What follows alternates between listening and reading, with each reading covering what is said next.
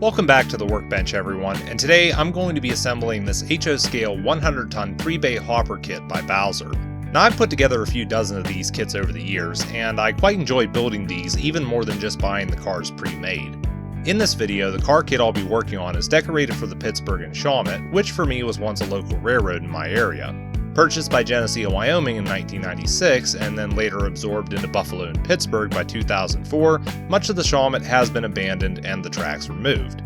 Despite all this, I still regard the Fallen Flag Railroad as one of my favorites, which is why I've chosen this particular kit to put together. With all that said, let's get into the build.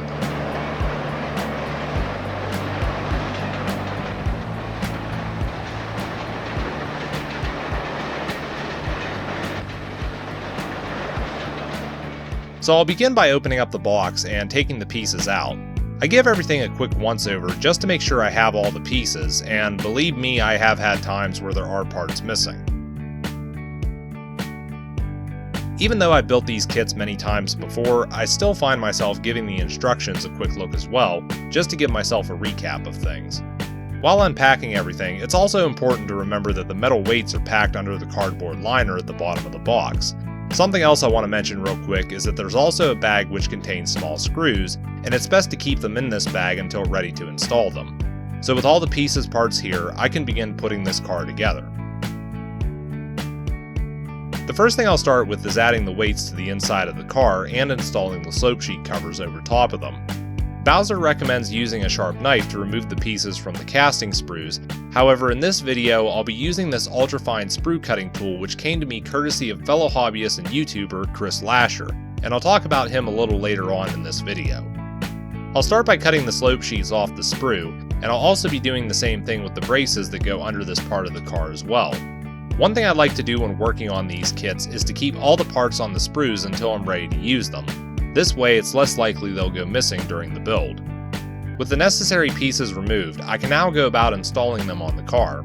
I'll start by dropping one of the weights in place and then test fit the slope sheet.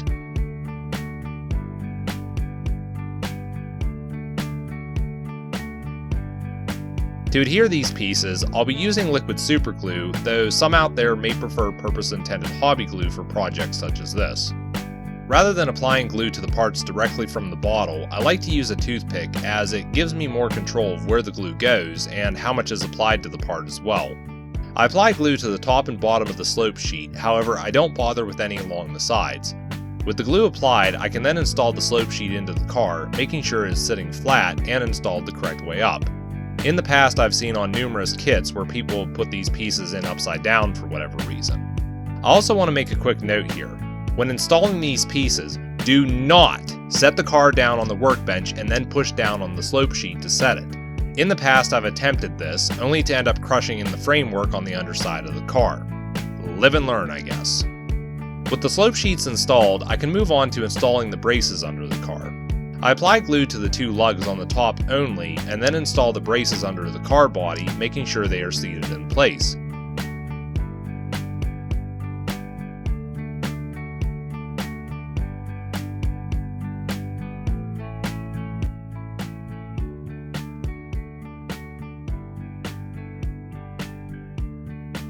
Once that's done, I set the car body aside and switch over to the underframe. There's various parts that need to be installed on here, however I want to make a few modifications to this piece before I go any further. I'll start by removing any flashing, which really there wasn't a whole lot on this. Now while I do like these Bowser cars, there are two big nitpicks I have with them. First, these cars have a tendency to rock when running on a layout, and this issue can be rooted back to the bolster itself. In addition to the rocking issue, I've also found that these cars sit too low, which also affects the coupler height on them. To fix these issues, I'm going to be modifying the bolster area to make these cars perform a little better. The first thing I'll do is start by cutting off the original mounting posts and then give these areas a rough sand to smooth them out. This will also prep the surface for what I'll be doing next. This is where I want to give a quick shout out to Lasher, as he shared with me his method of installing the lid from a Katie No. 232 draft gearbox onto the bolster area of these Bowser cars. This not only helps to keep the car from rocking, but will also raise it up slightly to where the couplers are at the correct height.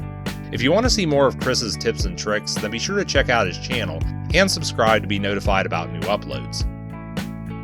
Getting back to this project, I'll cut 2 of these lids off the sprue, then cut off the rings and 90° on the end, which will leave me with a flat surface and the new mounting post. I'll be gluing this to the bottom of the bolster, however to help with aligning the part, I'll be using one of the mounting screws. I'll apply glue around where the lid needs to go and then put it in place, dropping the screw down through it and checking to see that it's positioned straight. I also recommend sanding the top of the lid to aid adhesion.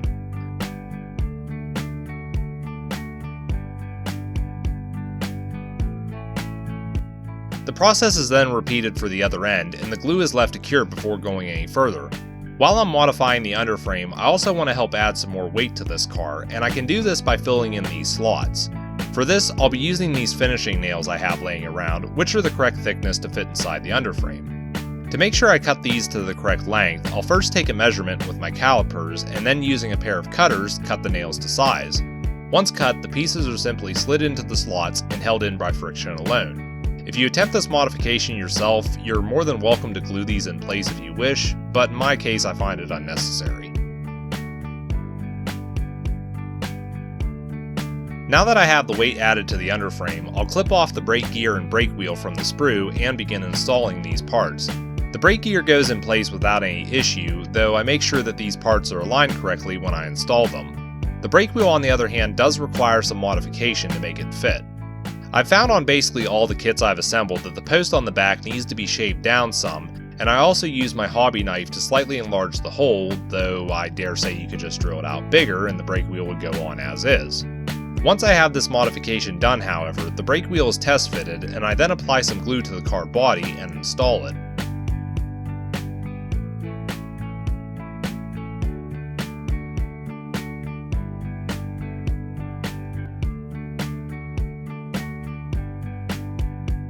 With both the car body and underframe assembled, I can now put the 2 parts together. This is relatively simple, and moderate pressure is all that's required to push the underframe up into the bottom of the car body.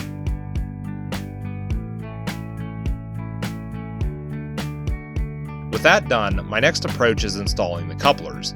Now Bowser provides their own horn hook couplers with this model, and some also come with easy make couplers, however I don't use either of these. Instead, I'll be using KD number 158 scale head couplers, as these are my preferred choice of coupler system. Even though I'm using the KDs, I'll still need to clip off the coupler box lids from the sprues, and I'll also need a set of the plastic spacers as well.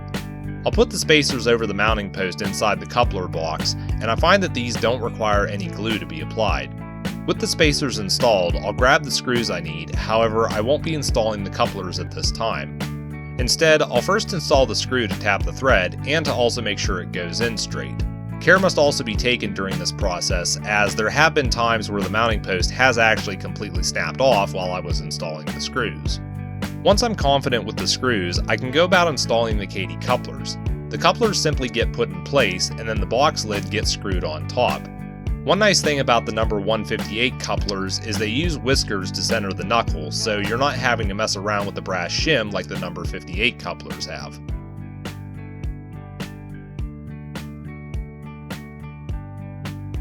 Once the couplers are installed, it's a good idea to check that they move freely and spring back to the center.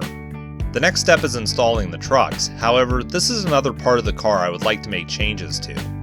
As they come from Bowser, the trucks are fitted with plastic wheels on brass axles, which I don't care for. I'll be changing these out for Bowser 36-inch metal wheels, which I've found to perform a lot better on these cars than the plastic ones do. I'll grab 4 replacement axles and then begin removing the old plastic wheels from the trucks. With the plastic wheels removed, the metal ones installed pretty easily, and although the video doesn't show it that well, the new wheels roll even better than the plastic ones did.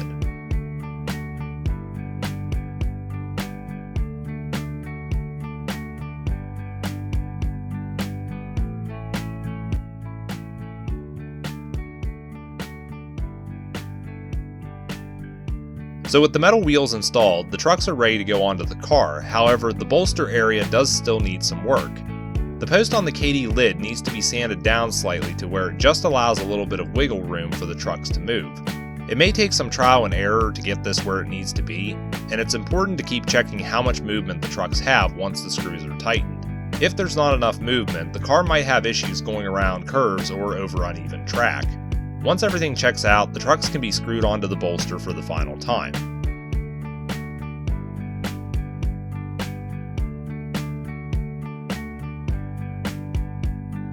With the wheels now installed, we can go ahead and check coupler height.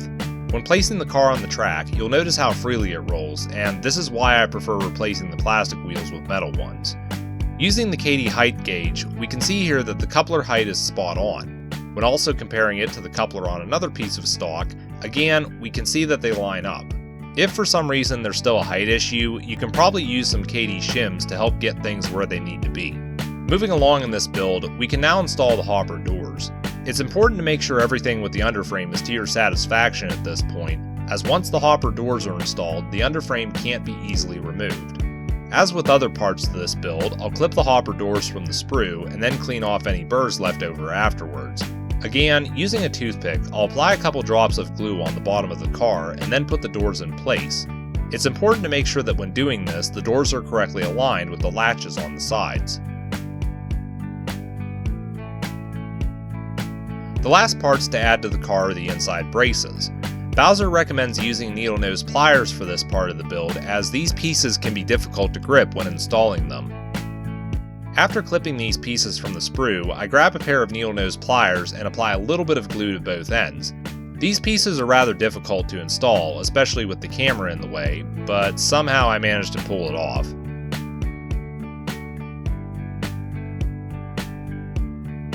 With the inside braces installed, the car is complete. And as you can see, it still rolls freely thanks to the earlier wheel swap.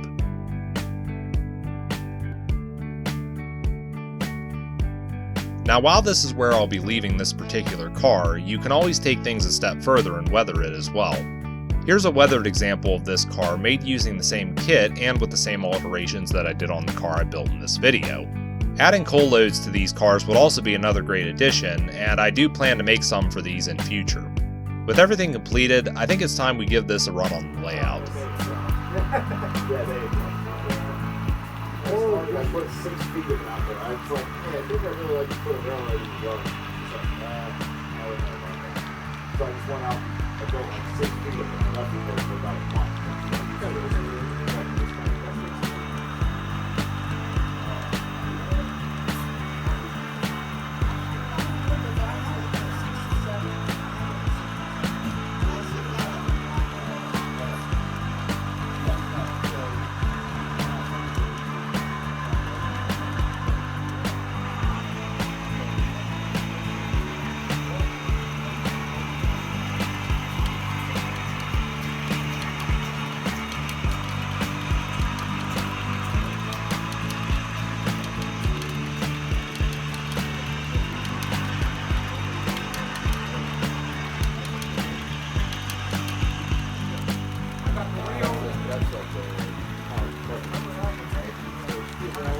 I might have to take it back close.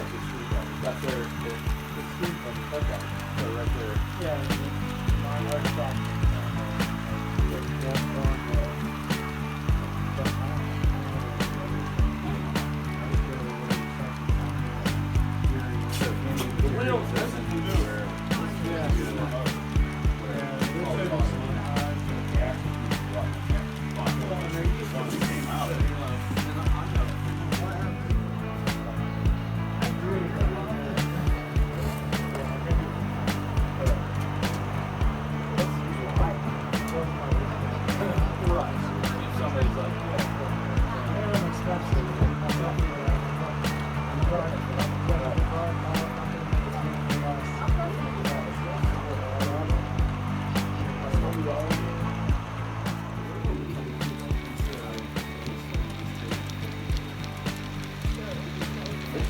You're to be 18 years old to be a member. You're old, you pay like $90 a month. And that's actually a very small thing. But we're going on sometime.